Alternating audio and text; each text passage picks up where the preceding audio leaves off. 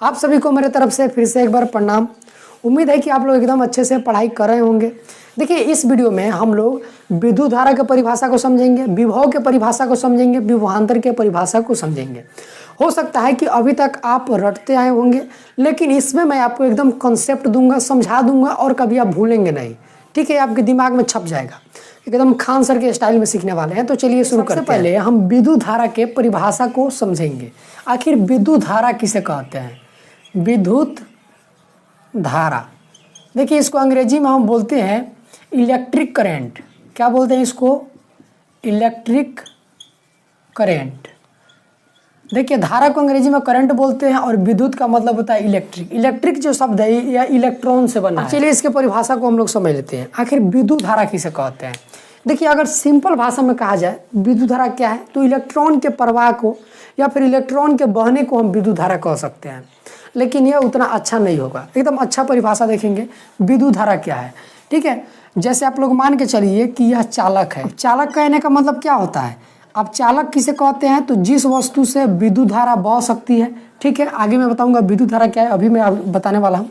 उसे हम चालक कहते हैं। अब सिंपल भाषा में तार को चालक समझ लीजिए। जो हम लाइन वाला तार होता है ना, वही चालक है।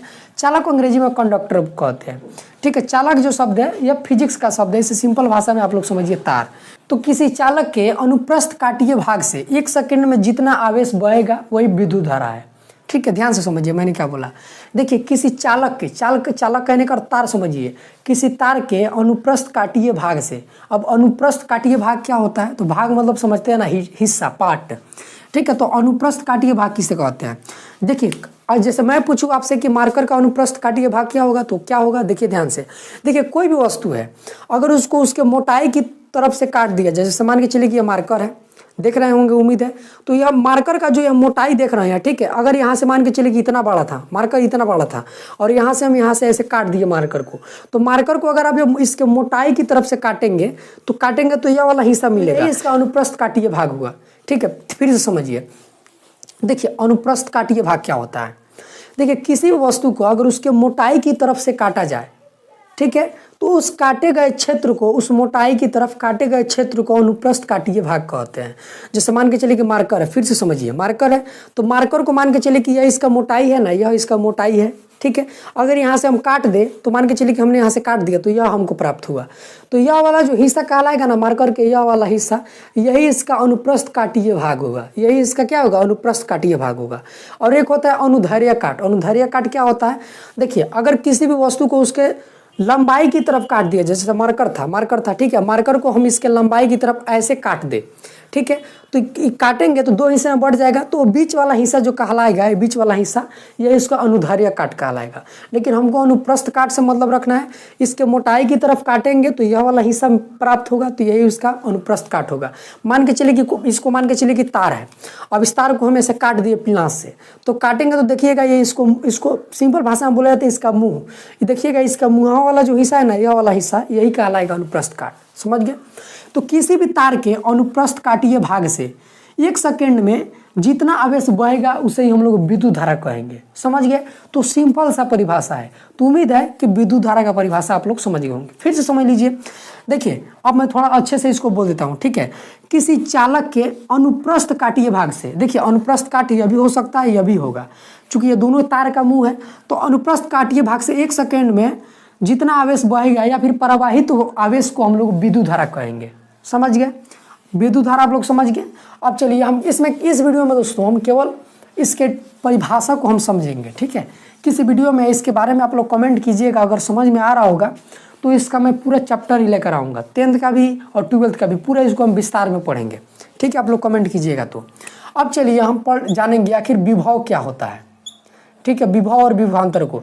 देखिए, विभव को अंग्रेजी में हम बोलते हैं पोटेंशियल और विभवांतर को बोलते हैं पोटेंशियल डिफरेंस। ठीक है, तो अभी तो विभव को ही समझेंगे। तो विभव क्या है? देखिए, इसको तो आप जानते हैं कि यह क्या है? यह क्या है? सूतलाट है। सूतलाट थोड़ी अनंत है। तो देखिए, अनंत से एक धन आवेश को खींचकर किसी निश्चित बिंदु पर लाया जाता है। किसी निश्चित बिंदु, या क्या है, मान के चलिए कि यह निश्चित बिंदु है। किसी निश्चित बिंदु पर लाया जाता है। इस बिंदु का नाम रख देते हैं, मान लीजिए कि ये। तो अनंत से यह क्या है, अनंत यानी कि इन्फिनाइट, इसको सूक्ता लाट नहीं बोल दीजिएगा। अनंत से इकाई धनावेश को, इकाई बोले एकांक बोले, इसका अर्थ होता है एक।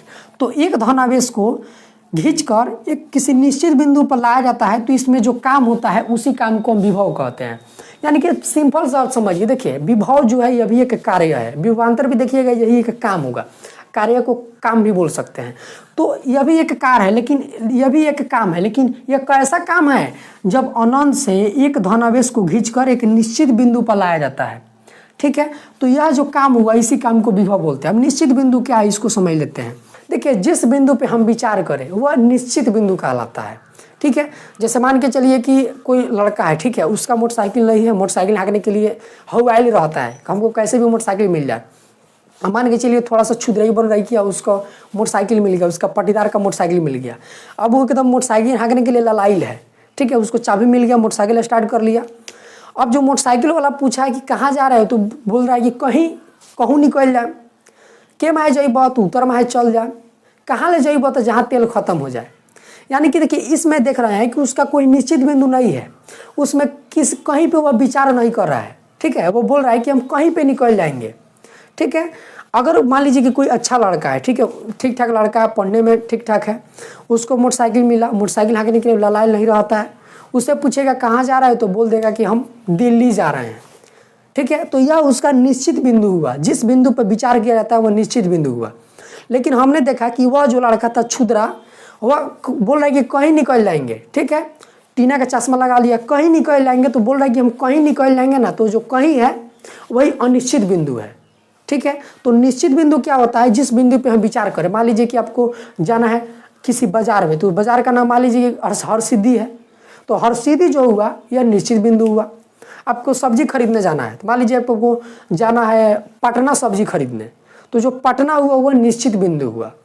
ठीक है, अब आपको सब्जी खरीदने जाना है, आपको था नहीं कि कहाँ पे जाएं, तो यह अनिश्चित बिंदु हुआ। ठीक है, तो निश्चित बिंदु यही होता है।